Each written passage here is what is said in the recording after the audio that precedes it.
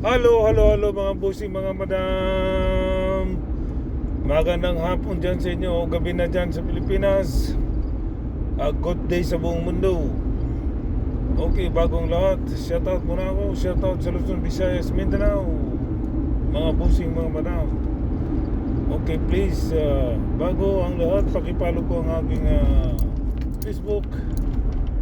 Share po, like and share and follow po. Maraming salamat po sa aking mga followers. Hindi kayo nagsasawa sa akin. Maraming salamat po, my beloved followers. Okay, please pakidalaw po ninyo ang aking YouTube channel. Makasilang po, Idi Makasilang ang aking YouTube channel. Please click ninyo po yung notification at makita nyo yung all. Pindutin nyo na lang po yung all at makita nyo yung notification. Pindutin nyo rin yung po para makita din yung mga lahat na in-upload ko po. Nandun po lahat. Okay, nandun po lahat yung mga in-upload ko sa aking YouTube channel. Okay, dalawang topic natin na itong warrant of arrest na binaba daw, nirelease na daw ng ICC. Okay, at si Amy Marcos. Okay, unahin natin si Amy Marcos. Nagdrama na naman mga kabusing, mga madam itong si Amy Marcos na porket uhulihin daw siya, uhulihin daw siya ng administrasyon ni PBB dahil siya daw yung nagbigay ng fake news sa medical certificate kila Eloy Bognes, kay Jason sa mga drama niya ba, di ba? Talagang kung itong botok queen talaga, wala talagang pagbabago. Sino naman mag-aaresto sa kanya kung di ba naman si Raulo talaga to si Amy Marcos? Aarestuhin daw siya, uhulihin daw. Wala nga, bakit isa kang senador, uhulihin ka, tsaka wala ka namang warrant of arrest na. Anong kaso mo? Wala talaga to sa ulog siya para lang mapagkwentuhan lang siya. Gumagawa ng kanyang sariling kwento, istorya sa, di ba? Wala na to si Amy Marcos wala, nagiging didilis talaga ang utak nito kahit kailan yung nagpapapansin. Aarestuhin daw siya. Sino naman mag-aaresto sa kanya? Wala naman siyang kaso. Ano kasong ikon sa kanya? Siya daw yung nagbibigay ng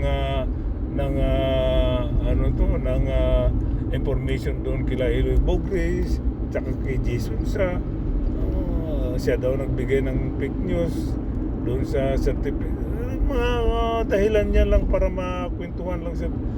Dapat to si Amy Marcos ayan na pala ninyo, binoto nyo yan di ba? Dapat hindi na to binoto tong 12 pang dosis siya, laglag na sana yan, pero binoto pa rin dahil nga mga loyalist, Ilocana daw. Pero sa sunod pag nyo nang iboto yan kasi napapaya lang kayo di ba? Ayan ano nangyari? Nagdadrama, uulin daw siya. Wala talaga to si Botok Queen di ba mga busing mo wala? Kasi ubod ng sinungaling, ubod ng katangahan, lumalabas talaga yung kabubuan niya. Ang layo niya sa kapatid niyang si PBB, yung mahal natin Pangulo. Napakalayo talaga, wala pa sa kalingkingan yung kabubuan nito. Grabing inggit talaga nito. May inggit talaga to, may selos talaga ito sa pamilya nila kay Bongbong Marcos. Pero sasabihin pa niya na naghihirap na daw ang mga Marcos. Wala talaga, sa kawawa na daw yung family Marcos. Wala na talaga itong lahat na lang gagawin para lang mapag-usapan siya di ba mga busing, mga madam? Wala na to, siraulo na to si Amy Marcos. Okay, hanggang dito hindi ko natatap. Hanggang dito na lang mga busing ito si Amy Marcos. Okay, punta tayo kay Bato de la Rosa. Okay, ang sabi daw ng ICC, napanoodang ko, ang sabi ng ICC, dapat yung warrant of arrest hindi sinasabi yan, isikreto yan. Yun ang sabi ng ICC Pero ito si John Mick Remulla, ito na naman tayo, John Mick Remulla. Nauna na naman yung salita mo. Ha? Nagsabi ka nakahanda na yung sa 10,000 na mga pulis para tugusin ka. Ito si John Mick Remulla, nauuna na naman ng salita eh. Ha? Napapaya ito si PBBM, yung mahal nating Pangulo, dahil sa kanya eh. Dapat pag nandyan na yung warrant of arrest, so di sa kanyo tugusin, hindi yung wala pa nga yung warrant of arrest, inuuna mo lang siya binabalita mo na nakahanda na ang mga pulis na 10,000 para huliin si De La Rosa. Wala talaga to si John Mick Remulla. Laging laging nagpapa-impress sa mga nagpapa-impress ito sa mga reporter tsaka sa madlang people eh. Di ba? Paano kung 10,000 ang hinandaan ninyo? Okay?